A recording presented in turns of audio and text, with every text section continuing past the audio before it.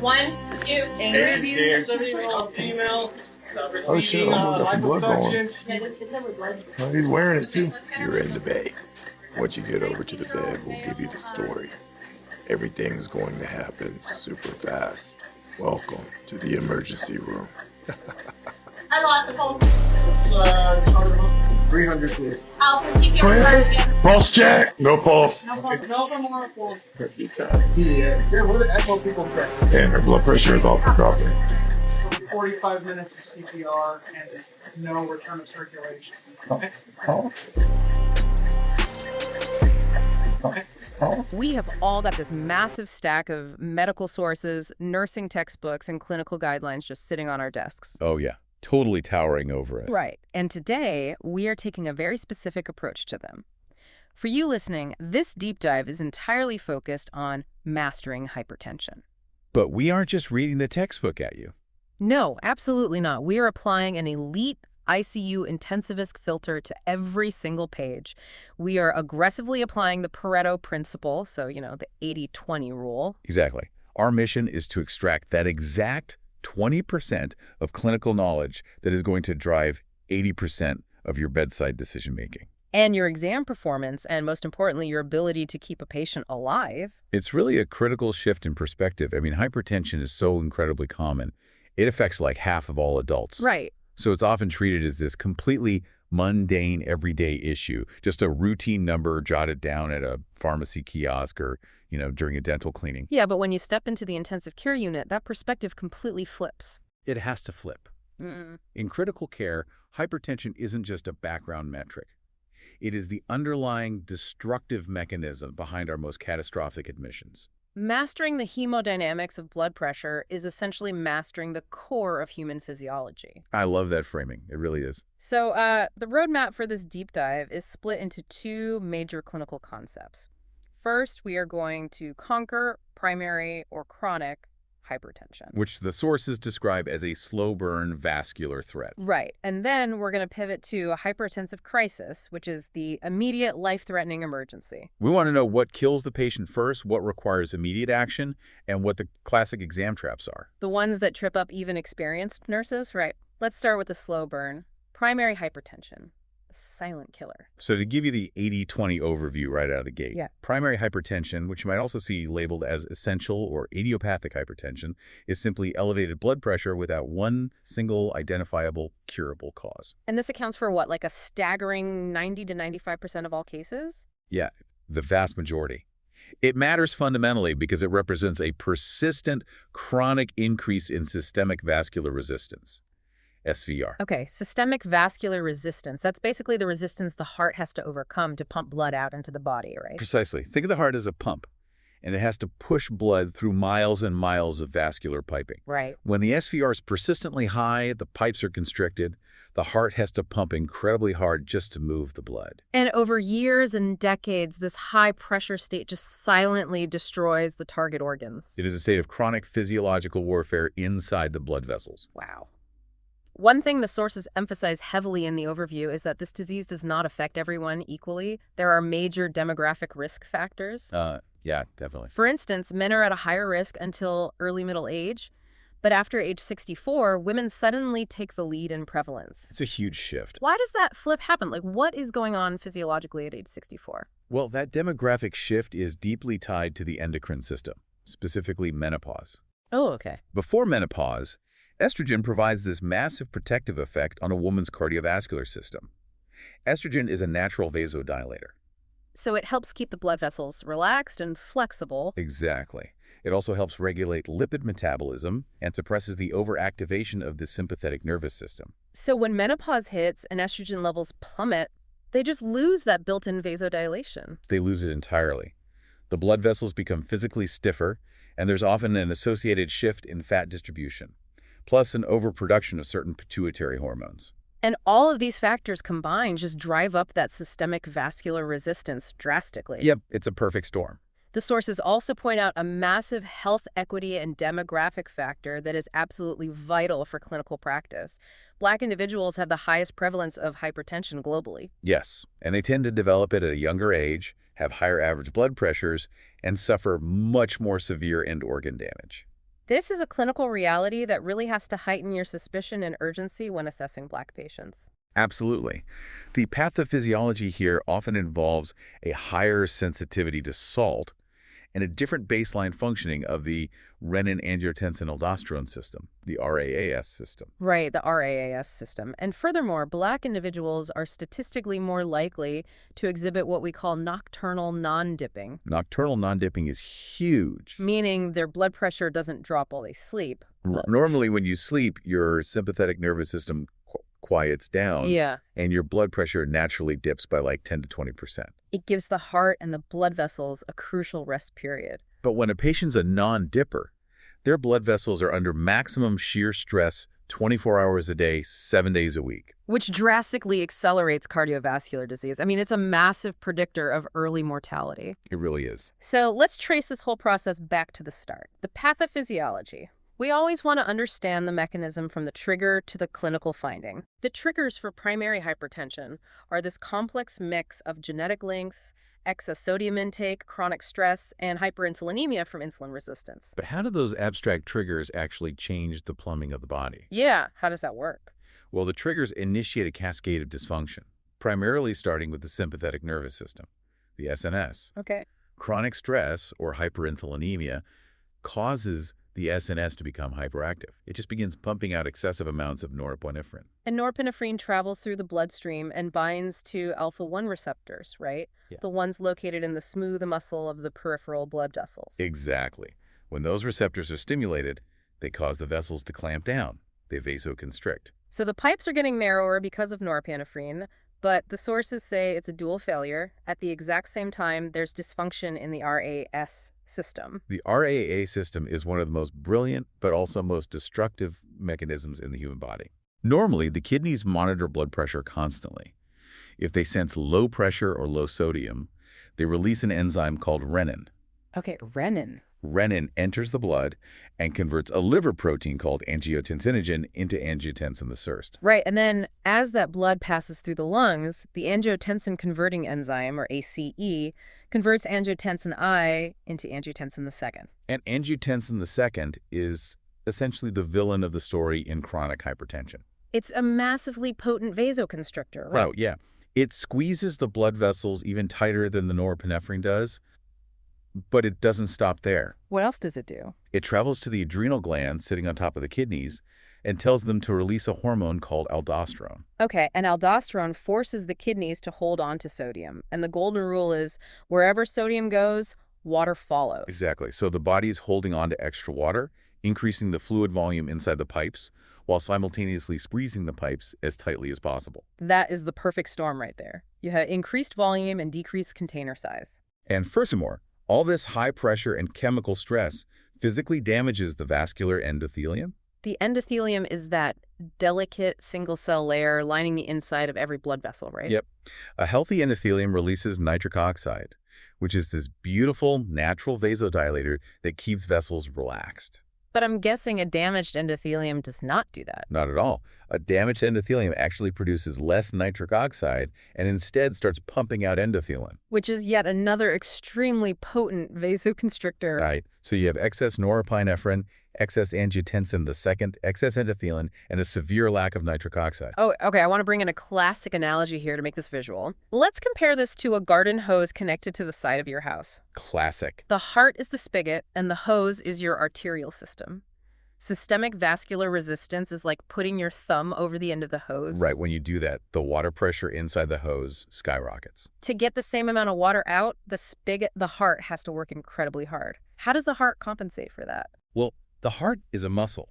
And just like your bicep when you lift weights, if you force the heart to push against high resistance every single minute of every single day, it will get bigger. It develops left ventricular hypertrophy, or LVH. Exactly. The muscle wall of the left ventricle thickens dramatically just to maintain a normal cardiac output against that massive resistance. Which sounds like a good thing initially. The body is adapting, but the sources highlight this as the exact moment of decompensation.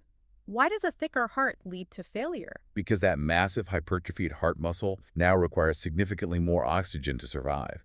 It needs more blood flow to feed itself. But remember, the blood vessels feeding the heart, the coronary arteries, are also being damaged and narrowed by the chronic high pressure. Right, so you have a massive oxygen-hungry heart muscle being fed by narrowed, diseased arteries. That oxygen mismatch leads directly to cardiac ischemia, angina, and eventually heart failure. Meanwhile, that continuous high pressure is shearing the inside of blood vessels across the entire body, leading to microtears, inflammation, and atherosclerosis. But wait, here's where I always get confused, and I know listeners do too. If the body is so incredibly smart and it has all these sensors, why doesn't it just turn down the spigot? It's a great question. We have baroreceptors in our carotid arteries and aorta that are literal stretch receptors designed to sense high blood pressure and tell the brain to slow the heart down, right? Yeah, they are supposed to dilate the vessels. Why do they just sit back and let this hypertension destroy the organs? That is the ultimate tragedy of chronic hypertension. Those baroreceptors are evolutionary marvels, but they are designed for short-term fixes. Like when you stand up too fast and need a quick burst of pressure so you don't pass out? Exactly. In the face of chronic, long-standing high pressure, those baroreceptors actually get reset to a higher normal. They reset, like a broken thermostat. Exactly like a broken thermostat. Over months and years of constant stretch, they adapt. They essentially tell the brain, okay, I guess 150/95 is our new baseline normal. The body literally forgets what normal pressure feels like. It stops fighting the hypertension and begins to actively defend it as the new normal. Wow. It actively defends the disease. And what does this look like clinically for the patient stepping into the clinic? Mostly nothing. It's totally asymptomatic for years, which brings us to the assessment phase. Early on, it is entirely silent. The patient feels completely fine.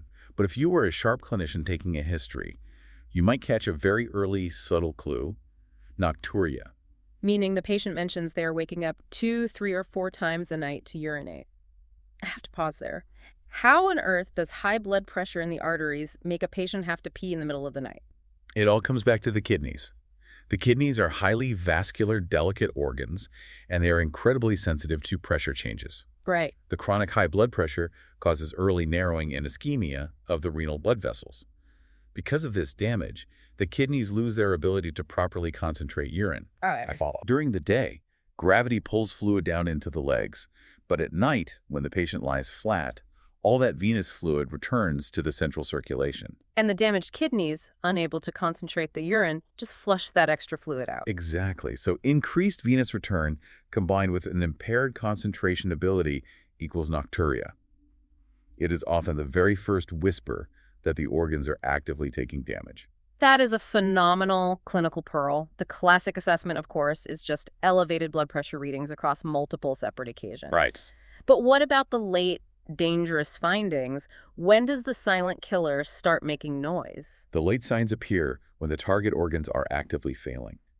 The patient might present with profound fatigue, dizziness, or angina from that left ventricular hypertrophy. Or dyspnea, shortness of breath from early congestive heart failure. Or they might complain of intermittent claudication. Intermittent claudication being severe leg pain when they walk, right? Yes. The peripheral blood vessels in the legs become so narrowed by pressure-induced atherosclerosis that they cannot deliver enough oxygen to the leg muscles during activity. So when you see these signs, angina, dyspnea, claudication, the hypertension is no longer just a number on a chart. You are witnessing systemic organ destruction. Absolutely.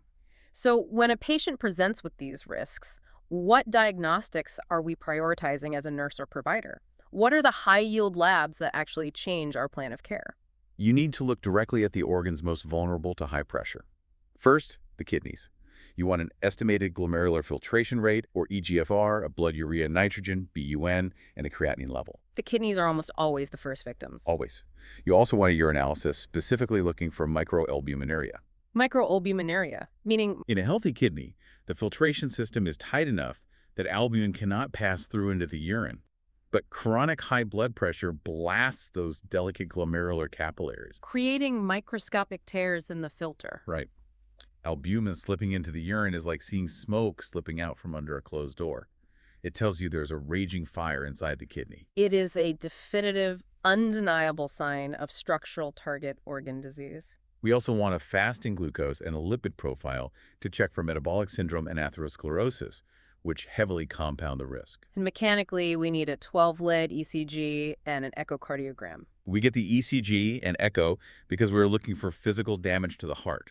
We're looking for voltage changes that indicate left ventricular hypertrophy. Or Q waves that indicate the patient has already suffered previous silent myocardial infarctions. The physiological meaning of abnormalities on any of these tests is profound. It dictates that you are no longer trying to prevent disease. You are now in the business of managing active structural target organ failure. The threshold for when we start aggressive medical intervention drops dramatically. Let's transition into how we actually manage this using ADPIE, the nursing process. Right. How do we systematically attack this disease? Starting with assessment, our sources highlight recognizing the salty 6 in the patient's diet. Oh, the salty 6. These are the hidden sodium bombs that patients don't even realize are packed with salt. Bread and rolls, cold cuts and cured meats, pizza, poultry, soup, and sandwiches. Beyond diet, we absolutely must assess for orthostatic hypotension, particularly in older adults or those already taking antihypertensive medications. The procedure is vital. You have the patient lie flat for 3 to 5 minutes, take their blood pressure and heart rate, then have them sit up, wait a minute, take it again, then have them stand, wait a minute, take it again. And what exact numbers are we looking for to diagnose orthostatic hypotension? You are looking for a drop of more than 20 millimeters of mercury in systolic pressure, or a drop of more than 10 in diastolic pressure, accompanied by an increase in heart rate. Why does this happen? Is it just gravity pulling the blood down? Gravity pulls the blood into the legs, yes. In a healthy person, the baroreceptors sense this drop instantly and clamp down on the blood vessels to shoot the blood back up to the brain. But in older adults or patients on blood pressure meds, that reflex is blunted. Exactly. The blood stays pooled in the legs, the brain loses perfusion, and the patient gets dizzy.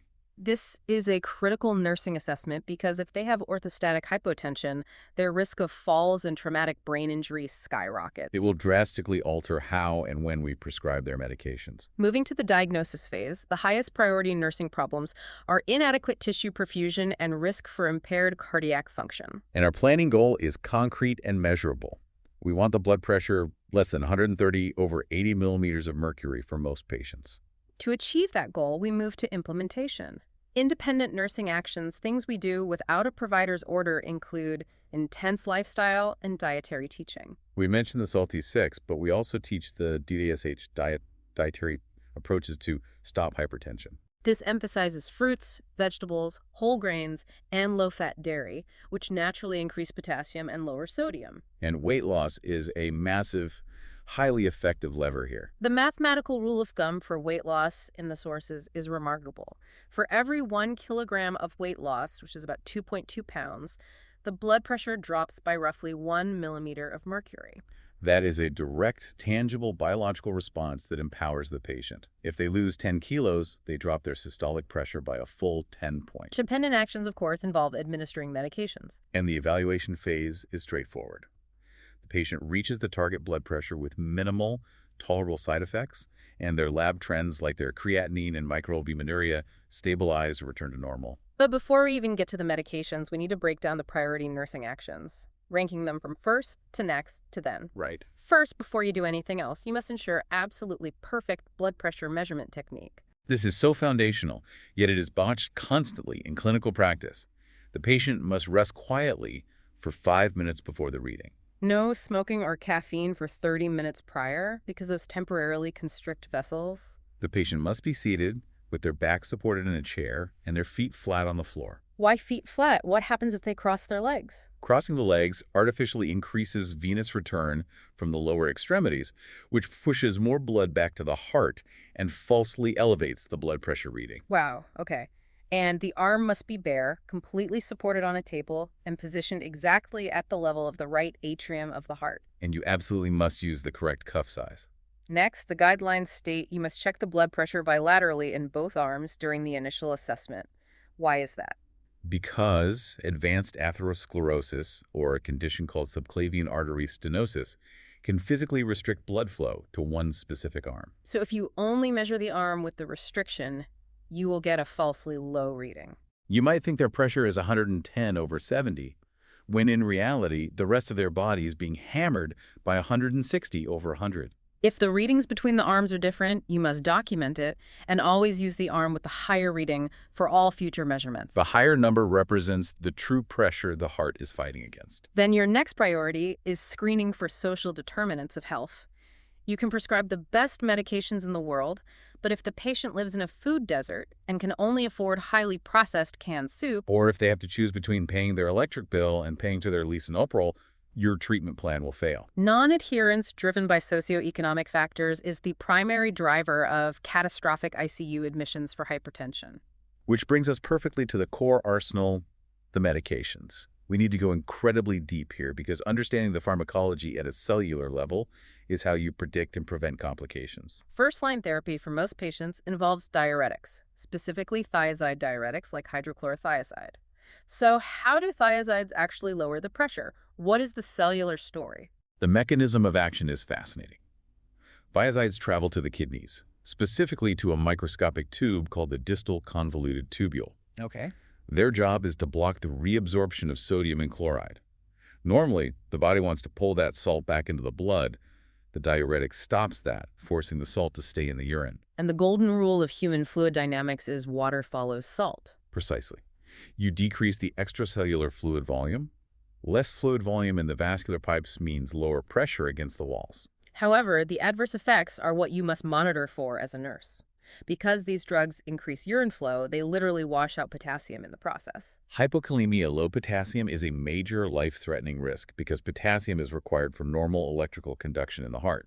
Hypokalemia can lead to lethal cardiac dysrhythmias. You must also monitor heavily for orthostatic hypotension since you are actively depleting their fluid volume. Next up are the ACE inhibitors, the famous drugs ending in "-pril", like lisinopril or enalapril. We mentioned earlier that the RAAS system gets hyperactive and produces angiotensin II. How do ACE inhibitors stop that? They step in and chemically block the angiotensin-converting enzyme in the lungs. By blocking that enzyme, they prevent angiotensin I from ever becoming angiotensin II. So the patient loses that potent vasoconstriction, the vessels relax, and they also lose the aldosterone-driven sodium retention. They are brilliant drugs. And the sources note they are specifically chosen as first line for patients with diabetes. Why are ACE inhibitors so special for diabetics? Because they have a profound independent protective effect on the kidneys. They reduce the pressure specifically inside the glomerulus, the kidney's filtration unit, which dramatically slows the progression of diabetic nephropathy. However, there is a classic, highly tested adverse effect that causes massive patient noncompliance.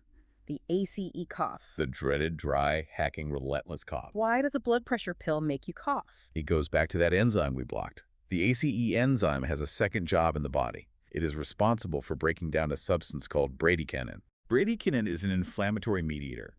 When you inhibit the ACE enzyme, you stop the production of angiotensin II, but you also stop the breakdown of bradykinin. So the bradykinin accumulates. Particularly in the lung tissue, where it severely irritates the respiratory tract, causing a persistent, non-productive tickling cough. It can happen days, months, or even years after starting the medication, and it's a primary reason patients demand to stop taking it.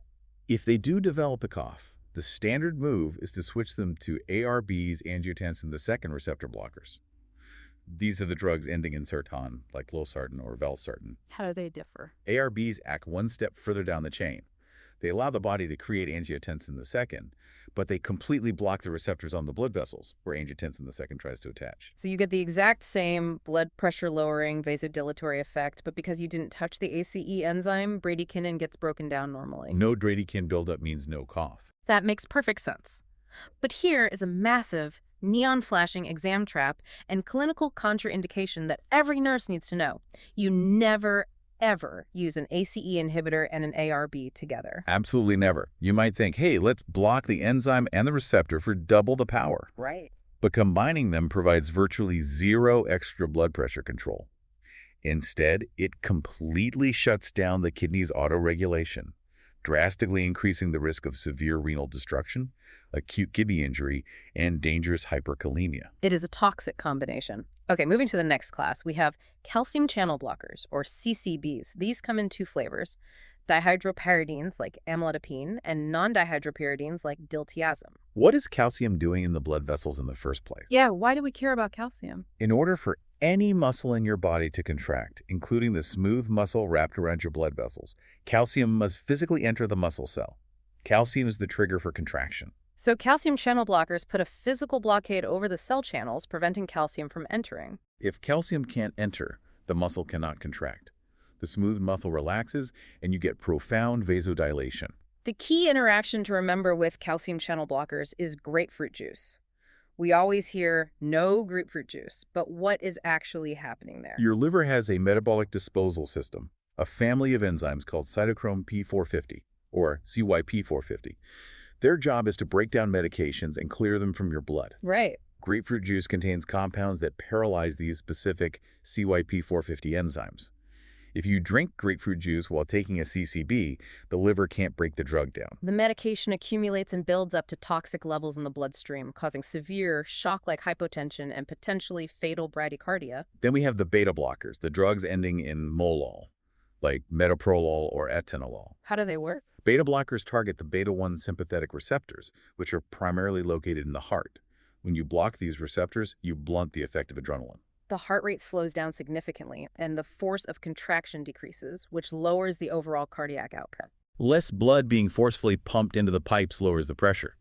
They also uniquely decrease renin secretion from the kidneys, shutting down the RAAS system early on. The hold parameter is obvious. You hold the drug and notify the provider if the patient is bradycardic, usually heart rate under 60. But there's a huge, incredibly dangerous exam trap here regarding diabetic patients on beta blockers. This is critical. Beta blockers mask the tachycardia associated with hypoglycemia. Wow. If a diabetic patient takes too much insulin and their blood sugar plummets, their brain panics. It senses starvation and dumps adrenaline into the bloodstream to trigger a stress response. That adrenaline causes a rapid pounding heart rate, tachycardia. For most diabetics, that racing heart is their early warning sign to eat some sugar. But the beta blocker stops the heart from racing. Because it blocks the receptor. Exactly. The beta blocker puts a wall around the heart. The adrenaline is pumping, but the heart rate stays at a calm 65 beats per minute. The patient feels totally fine right up until they drop into a hyperglycemic coma without ever feeling that warning flutter in their chest. You must aggressively teach diabetic patients on beta blockers to rely on other signs of low blood sugar, specifically sweating. Sweating is driven by a cholinergic response, acetylcholine, not an adrenergic adrenaline response, so the beta blocker does not stop the sweating. Another major trap is with non-cardioselective beta blockers, like propranolol. These block beta-1 receptors in the heart, but they also block beta-2 receptors in the lungs. Beta-2 receptors normally keep the airways open. If you block them, you cause severe bronchospasm. You never, ever give a non-selective beta blocker to a patient with a history of asthma or COPD. Finally, in the oral arsenal, we have alpha-1 blockers like doxazosin. They block the sympathetic receptors directly on the peripheral blood vessels, causing them to dilate. But the massive trap here is the first dose phenomenon. I've seen this happen, and it is terrifying for the patient. What exactly is the first dose phenomenon? The body is so used to the high pressure that when you give that very first dose of an alpha blocker, the sudden, profound vasodilation overwhelms the body's ability to compensate. The blood pressure tanks instantly. Patients can experience severe orthostatic hypotension and literally pass out complete syncope 30 to 90 minutes after taking their very first pill. As a nurse, you must instruct them to take that first dose at bedtime while lying securely in bed to prevent traumatic, bone-breaking falls. Okay, that covers the medications extensively. What about procedures? Is there anything interventional or diagnostic for primary hypertension? The primary diagnostic procedure is ambulatory blood pressure monitoring, or ABPM. The patient wears an automated cuff that inflates every 20 to 30 minutes for 24 straight hours while they go about their normal life. This is crucial for two reasons. First, it rules out white coat syndrome, where a patient's anxiety in the clinical setting artificially spikes their pressure. We don't want to over-medicate a patient whose pressure is perfectly normal at home. And second, it identifies those nocturnal non-dippers we talked about earlier. Not just non-dippers, but reverse dippers. Normal physiology dictates that blood pressure drops by at least 10% at night, but some patients' blood pressure actually goes UP while they sleep. Those reverse dippers are at the absolute highest risk for catastrophic cardiovascular events. strokes and heart attacks, particularly in the early morning hours. Identifying a reverse dipper entirely changes the urgency of their care. Bringing it back to the core hemodynamic concepts, everything we've talked about can be summarized by a simple equation. Blood pressure equals cardiac output multiplied by systemic vascular resistance. BP equals CO times SVR. Chronic hypertension is fundamentally a disease of persistently elevated SVR. Everything we do, from weight loss to ACE inhibitors to calcium channel blockers, is an attempt to lower that SVR. And fluids and electrolytes play directly into the cardiac output side of that equation. High sodium intake retains water, which increases the extracellular fluid volume. This extra volume increases preload. Preload being the amount of stretch on the heart muscle just before it contracts. Right. More fluid means more stretch. More stretch means a harder contraction, which increases stroke volume, which increases overall cardiac output, jacking up the blood pressure. This is why we strictly limit sodium to less than 2,300 milligrams a day, ideally less than 1,500 milligrams. Potassium is the physiological flip side of that coin. Adequate dietary potassium actually helps lower blood pressure by promoting sodium excretion in the urine and directly relaxing the blood vessels. But as nurses, we have to watch out for hyperkalemia, dangerously high potassium, especially if the patient is on potassium-sparing diuretics like spironolactone, or on ACE inhibitors and ARBs, which also cause the kidneys to retain potassium. Let's look at the ultimate consequences of failing to control this entire system. Target organ disease. The complications. We frame this as cause leads to finding leads to nursing action. So if this high pressure is hammering the vessels day in and day out, which organs break first? Let's start with the heart. The cause is left ventricular hypertrophy progressing to congestive heart failure. The finding is a patient complaining of dyspnea on exertion, paroxysmal nocturnal dyspnea, waking up gasping for air, and profound fatigue. The nursing action is to prioritize medication compliance, restrict fluids and sodium, and monitor daily weights to catch fluid retention early. Next is the brain. The cause is cerebral atherosclerosis and weakened vessels.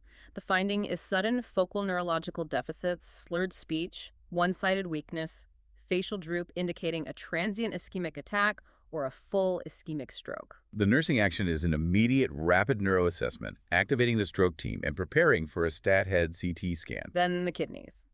The cause is nephrosclerosis. The tiny nephrons are ischemic and dying. The finding is elevated BUN and creatinine and proteinuria, proteins spilling into the urine. The nursing action is strict monitoring of hourly urine output, tracking daily lab trends, and diligently adjusting doses of any renally cleared medications. And finally, the eyes. The cause is microvascular retinal damage. The finding is blurred vision or sudden severe vision loss. The nursing action is facilitating a prompt ophthalmoscopic exam. The provider will look into the eye and might actually see retinal hemorrhages or papedema, which is swelling of the optic disc due to increased pressure. The eyes are incredible because they're the only place in the entire human body where we can look directly at the naked blood vessels. They are the window to the vascular soul of the patient. So if you were at the bedside, how do you know the patient is deteriorating? What is the trend? The patient is getting worse if they develop any of those secondary symptoms. Remember, primary hypertension is supposed to be silent. If they start reporting new chest pains, severe headaches, vision changes, or shortness of breath, they are actively signaling the transition from chronic compensated elevated pressure to acute decompensating organ failure. Which triggers escalation. You notify the provider routinely if the patient reports unacceptable side effects from their meds, like erectile dysfunction from beta blockers or a severe cough from ACE inhibitors. Why? Because we know these side effects lead directly to non-adherence. You want to get ahead of that and switch the medication before the patient just throws the bottle in the trash. However, you trigger a rapid response if there's a sudden onset of those neurological symptoms or crushing chest pain. Let's talk differentials and pattern recognition. How do we distinguish primary hypertension from secondary hypertension? Secondary meaning there is a specific underlying cause we can actually cure, right? Exactly. The pattern to recognize is timing and context. If you see a sudden, severe onset of extremely high blood pressure in a previously healthy person, especially someone very young or very old, or if you hear an abdominal bruit. A bruit is a whooshing sound caused by turbulent blood flow, right? Yes. You place your stethoscope over the renal arteries in the abdomen and hear a whoosh, whoosh, whoosh. That indicates renal artery stenosis, a physical narrowing of the artery feeding the kidney. The kidney thinks the whole body is hypotensive, so it pumps out massive amounts of renin. Or another cause is a pheochromocytoma, which is a rare tumor on the adrenal gland that periodically dumps massive loads of adrenaline into the blood. If you see these signs, think secondary hypertension. You don't just throw lisinopril at this and send them home. You do a thorough workup to find and cure the underlying anatomical or endocrine cause. We have to hit the ICU pearls and exam traps for this section before we summarize. Trap number 1. Using the wrong blood pressure cuff size. This is pure physics. What happens if the cuff is too small for a patient with a large arm? If the cuff is too small, the machine has to overinflate to generate enough pressure to occlude the artery deep inside the tissue. This results in a falsely high reading. Conversely, if the cuff is too large, it occludes the artery too easily with very little pressure, giving a falsely low reading. You could be throwing high-dose medications at a normal pressure because you used a small cuff, or completely missing a dangerous hypertension because you used a large cuff. Track number 2 we already touched on, but it is so important it bears repeating. Reverse dippers. Recognizing that a lack of nocturnal dip is a massive red flag for cardiovascular mortality. And trap number 3, the auscultatory gap. This trips up so many nurses and leads to dangerous misdiagnoses. What exactly is the auscultatory gap, and why does it cause us to document falsely low systolic pressures? In some older patients with severe hypertension and very stiff, non-compliant arteries, a strange physical phenomenon happens when you take a manual blood pressure. As you deflate the cuff and listen with your stethoscope, you hear the first tapping sounds of the systolic pressure. Let's say you hear it start at 170. Okay. But then, as you continue to deflate, the sound completely disappears for 20 or 30 points. It's totally silent. Then, the tapping comes back at 140, before finally fading out at 90 for the diastolic. So there's a silent gap in the middle of the reading. Why is that dangerous? Imagine you don't know the patient's pressure is 170. You pump the cuff up to 150, assuming that's high enough. You start deflating. You hear nothing initially because you are in the silent gap. Oh, wow. Then at 140, the sounds start. You document the blood pressure as 140 over 90. You completely missed the true systolic of 170 because you started listening in the middle of the gap. How do we avoid that trap? The only way to avoid the auscultatory gap is to always palpate the radial pulse first. You feel the wrist, inflate the cuff until the pulse completely disappears under your fingers, note that number, and then pump the cuff 30 points higher before you even put your stethoscope in your ears. That is such a critical bedside maneuver. So, stepping back, what is the intensivist thinking process here? How do we synthesize all of this into a clinical framework? The problem is a consistently high systemic vascular resistance. The failing physiology is the constant shear force on the delicate endothelial lining and the massive strain on the hypertrophied heart. The immediate threat is non-adherence to the treatment plan, which will inevitably lead to a stroke or MI. The intervention is relentless patient education, discovering socioeconomic barriers to care, and finding a manageable medication regimen with tolerable side effects. And the reassessment is monitoring home blood pressure logs and continually tracking organ function labs like creatinine and microalbuminuria. Excellent. Let's wrap up part 1 with, if you remember, only 5 things. Number 1, the core pathophysiology is persistently increased systemic vascular resistance, or SVR. Number 2, the key assessment finding is that it is often completely asymptomatic, the silent killer, until irreversible target organ disease occurs. Number 3, the most dangerous complication is left ventricular hypertrophy progressing to heart failure, or cerebrovascular disease leading to stroke. Number 4, the priority nursing action is precise and accurate blood pressure measurement technique using the correct cuff size, checking bilaterally with the arm supported at heart level. Number 5, the most important treatment is diuretics combined with severe lifestyle and dietary modifications, like the mmHgStage diet and weight loss. To give you a one-sentence clinical picture, you are managing a patient with a persistently high SVR that is causing a silent, slow-motion destruction of their cardiovascular, renal, and neurological systems. And your pattern recognition takeaway for exams and clinical practice. If you see consistently elevated blood pressure combined with nocturia or mild fatigue, think silent target organ damage and immediately do a thorough workup, including renal labs and an ECG. That transitions us perfectly into part 2, hypertensive crisis. This is what happens when the slow-motion destruction suddenly hits fast forward. We're no longer talking about damage occurring over years or decades. We're talking about permanent brain damage or death occurring in a matter of minutes and hours. Here is the 80-20 overview of hypertensive crisis. The clinical definition is a systolic blood pressure greater than 180, and/or a diastolic blood pressure greater than 120. But the most crucial distinction you have to make instantly upon seeing that number is whether this is a hypertensive emergency or a hypertensive urgency. And that distinction has absolutely nothing to do with how high the number is. A blood pressure of 190 over 125 could just be an urgency, while a pressure of 185 over 121 could be a dire, life-ending emergency. The dividing line is singular: the presence of clinical evidence of target organ disease. If the organs are actively failing, if there's a stroke, a heart attack, or renal failure happening right now, it is an emergency. If the organs are stable despite the terrifyingly high number, it is an urgency. Why does this matter so much? Because untreated hypertensive emergencies have a 1-year mortality rate of greater than 79%. Let that sink in. Nearly 8 out of 10 patients will be dead in 12 months if you do not manage this perfectly.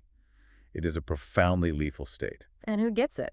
Typically, it's patients with chronic hypertension who abruptly stop taking their medications, often because they couldn't afford them or couldn't tolerate the side effects. Or individuals using powerful illicit stimulants like cocaine, crack, or amphetamines.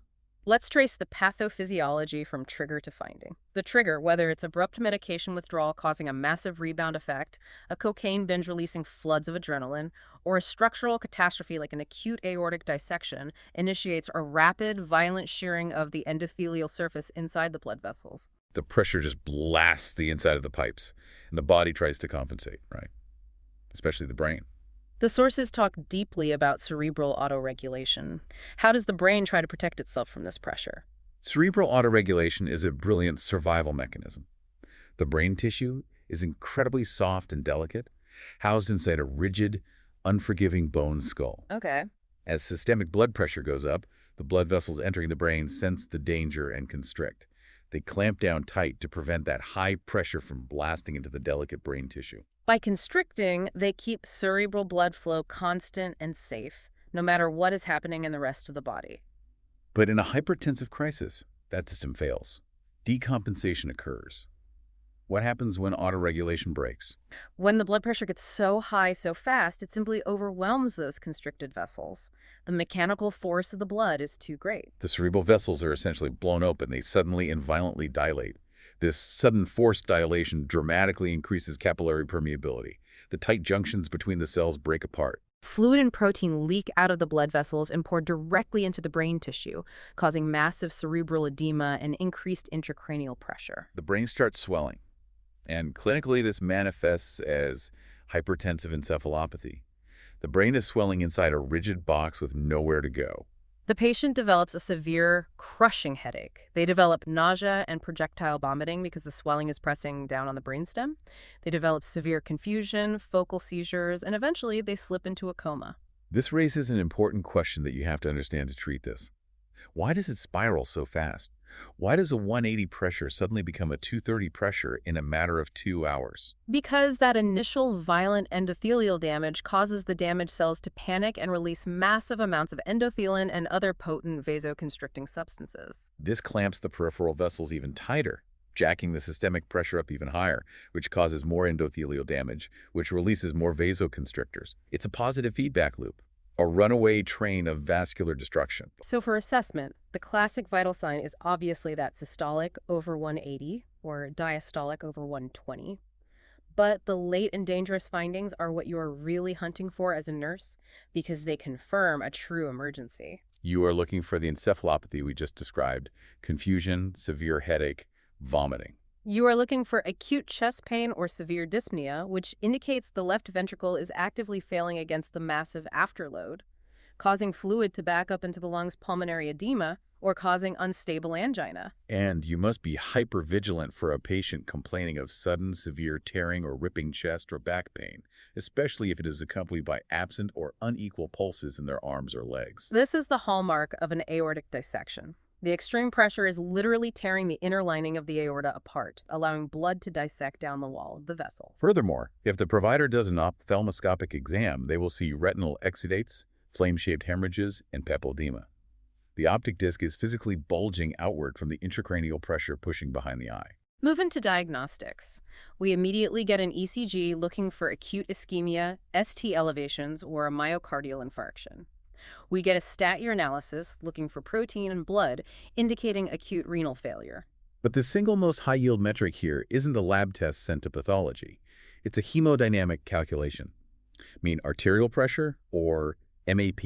MAP is the critical number in any ICU setting. The formula is the systolic blood pressure plus 2 times the diastolic blood pressure, all divided by 3. Right. Why do we multiply the diastolic by 2? Why not just average them? Because the heart spends roughly twice as much time resting and filling in diastole as it does contracting in systole. So the diastolic pressure exerts a much greater influence on continuous organ perfusion. We use MAP rather than just looking at the systolic peak to guide our intravenous therapy because it represents the true, continuous perfusion pressure delivered to the brain and kidneys throughout the entire cardiac cycle. For our ATPI nursing process, our assessment priority is recognizing neurological status changes instantly. The moment a hypertensive patient becomes slightly confused or lethargic, the clock is ticking. The diagnosis is inadequate cerebral and cardiac tissue perfusion due to extreme vascular resistance. Now, the planning phase here contains the biggest paradigm shift for most clinicians. The goal is not to normalize the blood pressure immediately. Let me say that again. If you see a pressure of 220 over 130, your human instinct is to bring it down to a healthy 120 over 80 as fast as humanly possible. If you do that, you will kill the patient. This is so counterintuitive, but it's the most important concept in the episode. The clinical guideline is to decrease the MAP by no more than 20 to 25% in the first hour, or safely down to roughly 110 to 115 millimeters of mercury. Why? Why can't we just make them normal? Because the patient's blood vessels have adapted to the chronic high pressure over years. The entire cerebral autoregulation curve has shifted to the right. The brain now requires a massive pressure just to push blood through its thick, stiffened vessels. If you drop the MAP too fast, those adapted vessels will collapse. You will instantly rob the brain, the heart, and the kidneys of oxygen. Dropping a chronic 220 pressure to a normal 120 suddenly will cause a massive iatrogenic ischemic stroke, a heart attack, or acute renal failure. We cause the exact catastrophe we are trying to prevent. So what does this all mean for the nurse at the pump? Think of it exactly like a deep-sea diver. When a diver goes down 200 feet, their body physically adapts to the extreme pressure of the ocean. You can't just attach a balloon and pull them to the surface instantly, or they get the Benz nitrogen bubbles expand in their blood, which is fatal. You have to bring them up slowly, letting them decompress at different stages. A patient in a hypertensive crisis needs to decompress from the high blood pressure slowly. That is a perfect visualization. The brain needs time to decompress. So our implementation involves continuous IV antihypertensives titrated minute by the bedside nurse to gently ride that MAP down exactly 20 to 25% and hold it there. And our evaluation is the resolution of chest pain, the stabilization of their level of consciousness, and maintaining a urine output of at least 30 milliliters per hour, proving the kidneys are still receiving enough pressure to filter blood. The priority nursing actions. First, obtain baseline vitals, including O2 sat, and do a rapid, thorough neurological and cardiac assessment. You need a baseline to know if your IV drip is dropping the pressure too fast and causing ischemia. Next, establish 2 large-bore IVs and start continuous ECG and automated blood pressure monitoring. Then, administer your IV antihypertensive meds, maintain strict bed rest, and insert a Foley catheter to measure urine output accurately every single hour. Let's talk about the medications we use to do this, the heavy hitters. The absolute gold standard for hypertensive emergencies is an IV drug called sodium nitroprusside. It is a direct, incredibly potent arterial and venous vasodilator. It acts within seconds. But it has massive unique nursing implications. First, the medication breaks down when exposed to light, rendering it useless. So you must wrap the IV bag and all the tubing in an opaque material, usually a foil or dark plastic sleeve provided by the pharmacy. And the really terrifying adverse effect is how the drug breaks down inside the body. It metabolizes into cyanide. Yes, literal cyanide.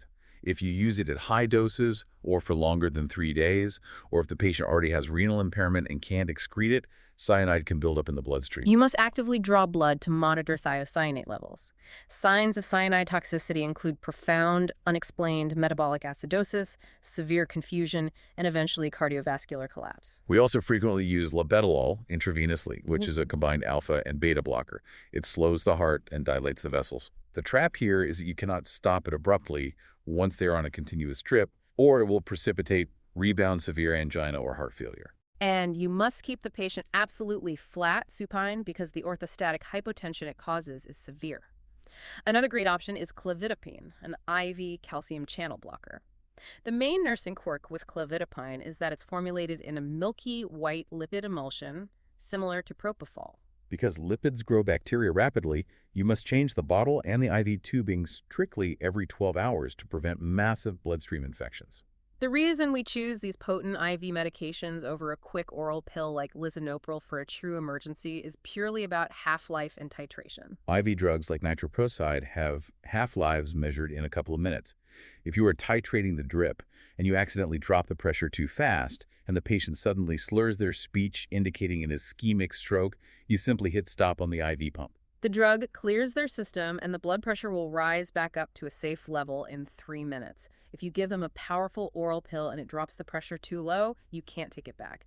You are stuck with that drug ravaging their perfusion for 12 hours while their brain infarcts. For procedures, managing these potent IV vasoactive drips safely almost always requires an arterial line insertion.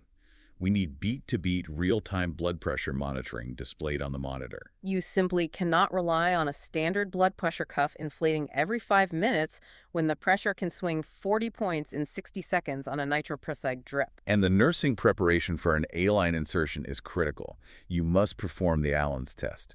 Before the provider inserts the catheter into the radial artery in the wrist, you must ensure the hand won't die if that artery gets clotted off. You compress both the radial and ulnar arteries in the wrist with your thumbs. Have the patient pump their fist a few times until the hand goes completely pale. Then you release your thumb from only the ulnar artery. And what are you looking for? You are watching the palm of the hand. If the hand flushes pink within a few seconds, it means the ulnar artery provides adequate collateral circulation to the whole hand. This proves that if the radial artery gets thrombosed or damaged by the A-line catheter, the hand will still survive. If it stays pale, you cannot place the A-line in that wrist. Moving to complications. The most likely complication of the crisis or the aggressive treatment is renal insufficiency. The kidneys take a massive beating from the pressure swings. But the most dangerous complications are an ischemic stroke from lowering the BP too fast or an aortic dissection rupture from not lowering it fast enough. So cause leads to finding, leads to nursing action. The cause is the BP was lowered too fast by the IV trip. The finding is sudden unresponsiveness or focal weakness. The nursing action is to immediately stop the IV vasodilator drip, notify the provider stat, and lay the patient completely flat to maximize cerebral perfusion by letting gravity help push whatever blood flow is left up to the brain. Let's talk about deterioration. How do you know the patient is getting worse? The patient is deteriorating if the MAP is not responding to maximum drip rates, which implies a catastrophic hormonal drive or secondary cause. They are getting worse if urine output drops below 30 milliliters an hour, signaling acute oliguric renal failure. And obviously, they are getting worse if their mentation deteriorates from slightly confused to unarousable or comatose. Now, regarding escalation, we need to talk about the absolute exceptions to the 20 to 25% rule. We spent all this time saying you only drop the MAP slowly, but there is an immediate life or death exception: aortic dissection.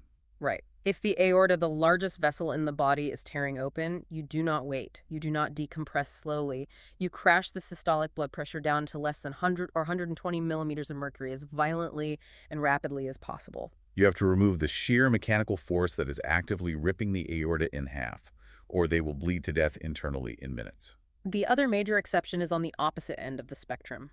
Acute ischemic stroke. If the patient has a blood clot stuck in a vessel in their brain, their body intentionally and violently spikes the blood pressure. It does this to try and force blood flow past the clot to save the dying brain tissue surrounding the infarct, an area called the penumbra. In a stroke, we intentionally let the blood pressure ride high. We sometimes allow it to stay as high as 220/120 to maintain that forced cerebral perfusion. We do not lower it unless we are preparing to administer thrombolytics like TPA, in which case we gently lower it to strictly under 185/110 to prevent the reperfused vessels from hemorrhaging. Let's do some differentials. Hypertensive encephalopathy versus stroke. They can look incredibly similar. You have a highly confused patient with a sky-high blood pressure. How does a nurse tell them apart? If you see X plus Y plus Z, think blank. If you see a severe headache plus generalized confusion plus seizures or nausea, think encephalopathy. The pathophysiology is that the brain is swelling globally, so the symptoms are global. But if you see one-sided weakness, a unilateral facial droop, or isolated slurred speech, think stroke. Encephalopathy typically lacks focal, one-sided, lateralizing signs because the swelling affects the whole brain equally, whereas a stroke destroys one specific vascular territory. Time for the ICU pearls and exam traps for crisis. Trap number 1. A patient in a hypertensive crisis hooked up to a nitroprusside drip asks to get up to use the commode or go to the bathroom. Never let them. Not even to sit on the edge of the bed for a moment. Getting up will cause massive pooling of blood in their legs because the potent IV vasodilators have completely stripped them of their normal venous tone. They cannot compensate. This causes severe instant cerebral ischemia. They will pass out, hit their head, and potentially suffer a fatal hemorrhage. Strict, absolute bed rest. Provide a bedpan or use the Foley. Pearl number 2, sublingual short-acting nifedipine. In the old days, if a patient had a pressure of 200, a nurse might poke a hole in a nifedipine capsule with a needle and squeeze the liquid under the patient's tongue to drop the pressure fast. That is now considered profoundly unsafe and strongly contraindicated for hypertensive emergencies.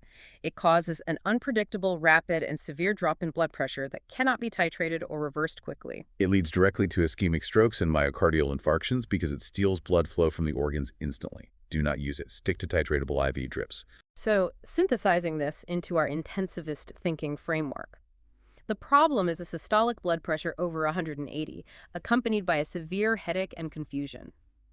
The failing physiology is failed cerebral autoregulation, leading to rapid cerebral edema. The immediate threat is an ischemic stroke from poor perfusion or a hemorrhagic stroke from vessels bursting under pressure. The intervention is a nitroprusside drip titrated specifically and carefully to drop the MAP by a maximum of 25% in the first hour. And the reassessment is monitoring hourly urine output and performing thorough neurochecks every 15 minutes. That perfectly encapsulates the clinical reasoning you need at the bedside. Let's cement this with, if you remember only 5 things for hypertensive crisis. Number 1. The core pathophysiology is failed cerebral autoregulation, leading to massive endothelial shear and capillary permeability. Number 2. The key assessment finding is that neurochanges like encephalopathy or retinal exudates signify a true emergency with active target organ damage, as opposed to a mere urgency. Number 3.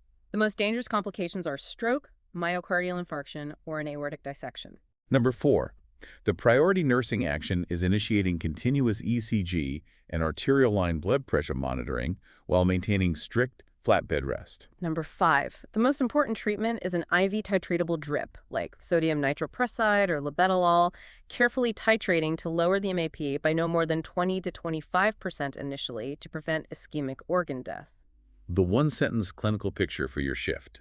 You are managing a critically ill patient experiencing rapid, acute target organ failure driven by extreme, uncontrolled vascular pressure requiring immediate, precise IV titrated reduction. And the pattern recognition to save a life. If you see a systolic BP greater than 180 combined with a severe headache and nausea, think hypertensive emergency with encephalopathy and immediately secure large bore IV access, prepare a vasodilator drip, and calculate the MAP. That thoroughly covers the clinical landscape of both chronic, slow burn hypertension and acute, life-threatening crisis. We have covered a massive amount of ground today in this deep dive. We've gone from just looking at arbitrary numbers on a clinic monitor to understanding the profound physiological warfare happening inside the blood vessels. We've learned to think like an intensivist, knowing when to act slowly and methodically, like with chronic hypertension, and gently lowering a high MAP safely, and knowing when to act instantly, like crashing the pressure in a tearing aortic dissection. It really shifts the perspective from pure memorization to understanding the why behind every single cellular symptom, drug mechanism, and nursing intervention.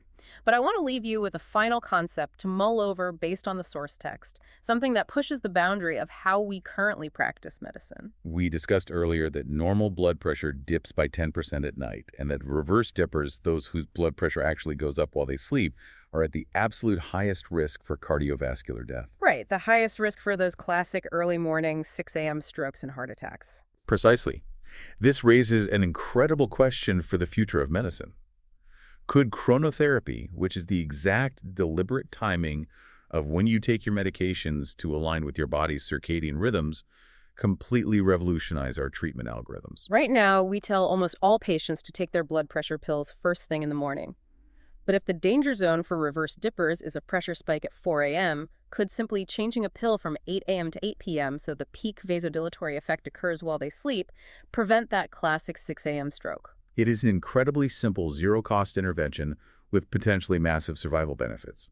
It's definitely something to think about and discuss with providers as you administer medications on your next shift. That is fascinating. Changing the timing instead of changing the drug or the dose. It all comes back to deeply understanding the dynamics of the system. Thank you for joining us on this deep dive. We hope you take this intensive bedside reasoning into your next shift, your next patient interaction, or your next exam. Because at the end of the day, whether you are dealing with a slow leak or a bursting pipe, understanding the pressure is the key to saving the system.